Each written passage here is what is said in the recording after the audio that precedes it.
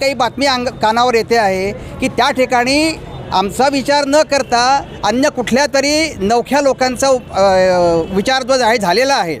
जर तसं करायचं नव्हतं तर आम्हाला का सांगितलं गेलं की तुम्ही लढायला तयार आहात का आणि फॉर्म भरा.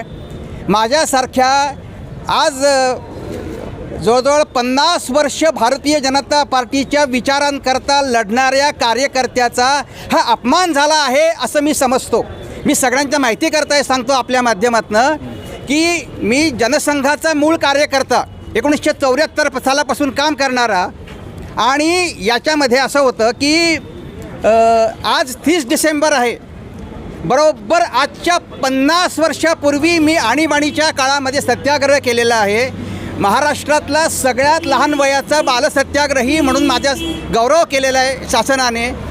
आणि माझी ही जर पक्षाचं काम करणारा एक निष्ठावंत कार्यकर्ता आहे. मला सांगितलं गेलं की तुम्ही तयारी करा रात्री 11 वाजता आणि नंतर हा जो काही प्रकार झालेला आहे याच्याने अतिशय दुःख झालेलं आहे. हेची फळं काय मम तपाला. गेले 50 वर्ष माझ्यासारखा एक कार्यकर्ता निष्ठेने काम करतो आहे ते तुम्ही अशा रीतीने फसगत करायला नको होती आमची, असं माझं स्पष्ट मत आहे. मी भारतीय जनता पक्षाचा ज्येष्ठ कार्यकर्ता आहे. मला नाही वाटत की 50 वर्षापेक्षा कोणी कार्यकर्ते या ठिकाणी सक्रिय असतील आत्ता. आणि माझ्यासारख्या कार्यकर्त्याला सांगून का असं केलं. तुम्ही सांगितलं का नाही सकाळी मला की इथे वाटाघाटीमध्ये ह्या जागा गेलेल्या आहेत, तुम्ही फॉर्म भरू नका.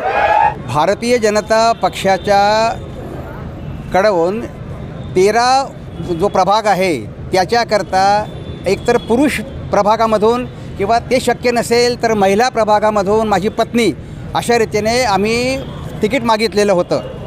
आम्ही अर्जाची फॉर्म भरण्याची पूर्ण तयारी करून ठेवलेली होती. NOC वगैरे जे काय लागतं ते सगळं तयार करून ठेवलं होतं. फॉर्म विकत घेतला होता आणि वाट बघत होतो की आपल्याला सूचना येईल की तुम्ही फॉर्म भरायचा आहे. आम्हाला सूचना आली नाही, त्याप्रमाणे मग आम्ही काही तयारी केली नाही. आणि रात्री 11:15च्या सुमाराला माननीय आमदार मंगेशदादा चव्हाण यांचा मला फोन आला की तुम्ही 13मधून जनरल महिलाच्या जागेवरती निवडणूक लढवायची तुमची तयारी झाली आहे ना सगळी. म्हटलं हो झालेली, आम्ही लढणार आहोत अशा रीतीने मी उत्तर दिलं. आणि मग मी हे समजलो की जर 13B आपल्याला इतक्या रात्री 11 वाजता इतक्या मोठ्या आपल्या नेत्यांनी फोन केलेला आहे, त्यामुळे आता आपल्याला फॉर्म भरणं आवश्यक आहे. रात्री 11:30च्या नंतर वकिलांना झोपेतनं उठवलं, सूचक अनुमोदक रात्री गोळा केले आणि नेत्याचा शब्द खाली जाऊ नये म्हणून केवळ आम्ही रात्री 2 वाजेपर्यंत जागून फॉर्म भरला. आणि इथे येऊन आम्ही फॉर्म भरल्यानंतर आत्ता अशी काही बातमी कानावर येते आहे की त्या ठिकाणी आमचा विचार न करता अन्य कुठल्या तरी नवख्या लोकांचा विचार जो आहे झालेला आहे. जर तसं करायचं नव्हतं तर आम्हाला का सांगितलं गेलं की तुम्ही लढायला तयार आहात का आणि फॉर्म भरा. माझ्यासारख्या आज जवळजवळ 50 वर्ष भारतीय जनता पार्टीच्या विचारांकरता लढणाऱ्या कार्यकर्त्याचा हा अपमान झाला आहे असं मी समजतो. मी सगळ्यांच्या माहिती करता सांगतो आपल्या माध्यमातनं की मी जनसंघाचा मूळ कार्यकर्ता 1974 सालापासून काम करणारा आणि याच्यामध्ये असं होतं की आज 30 डिसेंबर आहे. बरोबर आजच्या 50 वर्षापूर्वी मी आणीबाणीच्या काळामध्ये सत्याग्रह केलेला आहे. महाराष्ट्रातला सगळ्यात लहान वयाचा बालसत्याग्रही म्हणून माझा गौरव केलेला आहे शासनाने. आणि माझी ही जर पक्षाचं काम करणारा एक निष्ठावंत कार्यकर्ता आहे. मला सांगितलं गेलं की तुम्ही तयारी करा रात्री 11 वाजता आणि नंतर हा जो काही प्रकार झालेला आहे याच्याने अतिशय दुःख झालेलं आहे. हेची फळं काय मम तपाला. गेले 50 वर्ष माझ्यासारखा एक कार्यकर्ता निष्ठेने काम करतो आहे ते तुम्ही अशा रीतीने फसगत करायला नको होती आमची, असं माझं स्पष्ट मत आहे. मी भारतीय जनता पक्षाचा ज्येष्ठ कार्यकर्ता आहे. मला नाही वाटत की 50 वर्षापेक्षा कोणी कार्यकर्ते या ठिकाणी सक्रिय असतील आत्ता. आणि माझ्यासारख्या कार्यकर्त्याला सांगून का असं केलं. तुम्ही सांगितलं का नाही सकाळी मला की इथे वाटाघाटीमध्ये ह्या जागा गेलेल्या आहेत, तुम्ही फॉर्म भरू नका. असं सांगितलं असतं तर आम्हाला काही वाटलं नसतं. पण सांगून हा जो प्रकार झालेला आहे या सगळ्या प्रकाराची मी आमचे नेते गिरीश भाऊ महाजन यांच्याशी बोलणार आहे. आणि मला नक्की खात्री आहे की माननीय गिरीश भाऊ माझं काही कैफियत आहे ती ऐकून घेतील, कारण माझी निष्ठा, माझी एक नेता म्हणून जो आहे ते सर्वोच्च नेते आत्ता जिल्ह्याचे आपले सगळे जे आहेत हे गिरीश भाऊ महाजन आहेत. पण ही झालेली फसगत जी आहे ही जिव्हारी लागलेली आहे. सांगायचं होतं ना की फॉर्म तुम्ही भरू नका, वाटाघाटीमध्ये जागा दुसरीकडे गेली, आम्ही काही वेगळा निर्णय घेतला आहे हे सांगायला असतं तर आम्ही गेलं हा प्रकार केला नसताना इथे आलोही नसतो. दादा एकीकडे निष्ठावंतांना डावललं जाते का निवडणुकीत? आता हा जो विचार आहे हा विषय निष्ठावंतांना डावलण्यापेक्षा निष्ठावंतांची क्रूर चेष्टा. का आम्हाला सांगितलं की फॉर्म भरा म्हणून? ठीक आहे, रात्री सांगितलं असेल त्यावेळेला वाटाघाटीचा वेगळा विषय असेल, सकाळी काहीतरी त्याला वेगळं वळण लागू शकतं, मी मान्य करतो, राजकीय पक्ष हे होऊ शकतं. आणि अशा अवस्थेमध्ये सकाळी किमान मला फोन करायचा ना की आपलं काल बोलणं झालेलं आहे पण भालेराव अशा बदल झालेला आहे, आम्ही आलो नसतो आणि फॉर्मही भरला नसता. सर म्हणजे भाजपने फक्त असं ठरवलेलं आहे का की जो विजयी उमेदवार येईल त्यालाच तिकीट द्यायचं? त्याची मला काही कल्पना नाही.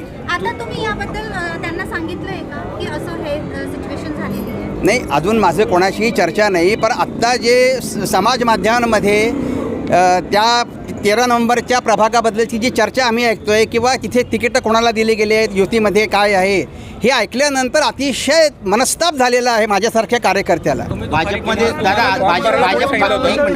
भाजपमध्ये आपण पहिले एक कार्यकर्ते आहात आता की ज्यांनी उघडपणे थेट आज जी निवडणुकीवर जी कार्यपद्धत जळगाव शहरात सुरू आहे त्यावर आपण एक आवाज उठवत आहे. नाही, मी आवाज उठवत नाही आहे, मी तुम्ही जे विचारलं त्याला उत्तर देतो आहे. आणि माझ्या मनातली जी ही जी खतखत म्हणता येणार नाही त्याला, परंतु जी बोच आहे, जो अपमान झाला आहे धडधडीत इतक्या वर्षाच्या कामाचा, तुम्ही सांगायला नको होतं की फॉर्म भरा.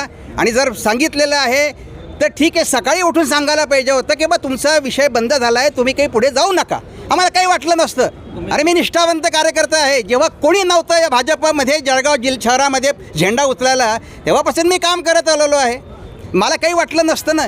भालेराव साहेब, तुमची जी ऐतिहासिक पार्श्वभूमी आहे, तर तुम्ही जवळपास 51 वर्षापूर्वी बाल सत्याग्रही म्हणून तुम्ही तेव्हापासून सेवाकार्य सुरुवात केली. त्या घटनेला आज 50 वर्ष झालेली आहेत माझ्या त्या सत्याग्रहाला, आणि त्याच दिवशी हा अपमान होतो आहे. हे प्रचंड जिव्हारी लागलेला विषय आहे हा. तुम्ही दुपारी किती वाजता आले होते? दुपारी किती वाजता आले होते? कुठे?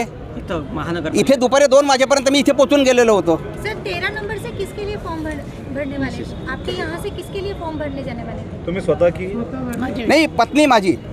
मला हेच विचारलं गेलं होतं की 13मध्ये जनरल महिलामध्ये तुमची फॉर्म भरायची तयारी, तुम्ही निवडणूक लढवायची तयारी आहे ना, असं विचारलं गेलं. हे सांगितलं गेल्यानंतर एवढ्या मोठ्या नेत्या आपले आमदार आहेत जिल्ह्याचे आणि प्रभारी आहेत, त्यामुळे त्यांच्यावरती मी विश्वास ठेवला की बा ते सांगतात आहे, तेव्हा आता आपण तयारी म्हणजे फॉर्म भरला पाहिजे.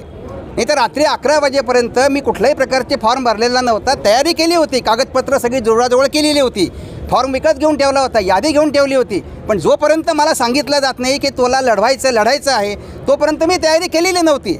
आणि सांगितल्यानंतर मी तयारी सुरू केली. एवढं ज्यांचं पक्षामध्ये काही योगदान नाही त्यांना उमेदवारी दिलेली, त्याबद्दल काय बोलणार? मी फक्त माझं जी क्रूर चेष्टा केलेली आहे त्याच्याबद्दल बोलतोय. कोणाला तिकीट द्यायचं नाही द्यायचं हा पक्षाचा विषय आहे, त्याच्याबद्दल मी अजिबात बोलणार नाही. तो निर्णय पक्षाचा आहे आणि त्याच्याशी मी बांधलेला आहे. आत्ता त्या ठिकाणी माझं इथपर्यंत म्हणणं आहे की त्या ठिकाणी ज्या कोणत्या म्हणजे उमेदवाराला भारतीय जनता पक्षाने समर्थन तिकीट दिलेलं असेल त्याचा प्रचार मी उद्यापासून तिथे जाऊन करणार आहे. कारण मी पक्षाची बांधिलकी मानतो, व्यक्तीशी नाही. वार्ड क्रमांक 13मध्ये भाजपचे जे उमेदवार असतील, मला माहीत नाही कोण आहे, त्यांचा मी उद्यापासून तिथे जाऊन प्रचार करणार आहे. भालेराव साहेब, आपण इतकी उदात्तपणाची भावना इथं व्यक्त केलेली आहे, पण कोणी ना कोणी कुठला तरी घटक असेल किंवा व्यक्ती असेल ज्याच्यामुळे तुमचं तिकीट डावललं गेलं आहे. काय वाटतं तुम्हाला, नेमकं कोण व्यक्ती किंवा एखादा घटक असेल? कोणीतरी असेलच ना. मी हे मगापासून सांगितलेलं आहे ना की रात्री 11:15च्या सुमाराला माननीय नेते आमचे आमदार मंगेशदादा चव्हाण यांनी मला फोन करून सांगितलं, विचारलं की तुमची मी त्यांना हे माहिती होतं की मी पुरुष गटामध्ये सुद्धा अर्ज म्हणजे उमेदवारी माझी मागणी केलेली आहे. पण त्यांनी जेव्हा मला असं विचारलं की तुम्ही महिला प्रभागामध्ये जनरल महिलामध्ये लढण्याची तुमची तयारी आहे का, असं सांगितलं गेलं ना, याचा अर्थ काय घ्यायचा की पुरुषमध्ये आपल्याला मिळत नाही आहे, महिलामध्ये आपल्याला मिळू शकतं आहे आणि त्याप्रमाणे आम्ही तयारी केली. माझा कुणा व्यक्तीवरती रोष नाही आहे. तुम्ही आमदार साहेबांशी काही त्यांच्याशी अजून संपर्क झालेला नाही आहे. सकाळी त्यांना जेव्हा मी फोन करायचा प्रयत्न केला तेव्हा त्यांचा फोन स्विच ऑफ आला. मी त्यांच्या सन्माननीय जे PA आहेत त्यांच्याशी कॉन्टॅक्ट केला होता. ते म्हणाले की मी दादांकडे गेल्यानंतर त्यांना तुमचा निरोप सांगतो की मला दादांशी बोलायचं आहे. म्हणजे मला असं म्हणायचं होतं की बा अजूनही जर असेल तर सांगा मला, मी भरत नाही, मी पुढे जात नाही असं सांगण्याकरता मी संपर्क केला होता. बरं, गिरीश भाऊ तिथे नाशिकमध्ये अतिशय बिझी असल्यामुळे माझा त्यांचा संपर्क होऊ शकला नाही. राजू मामाशी काही कॉन्टॅक्ट नाही, आता एका कोणीतरी आपल्याला ते प्रभाऱ्यांनी सांगितलेलं आहे त्याच्यामुळे मग मी त्यांच्यावरती विश्वास ठेवला.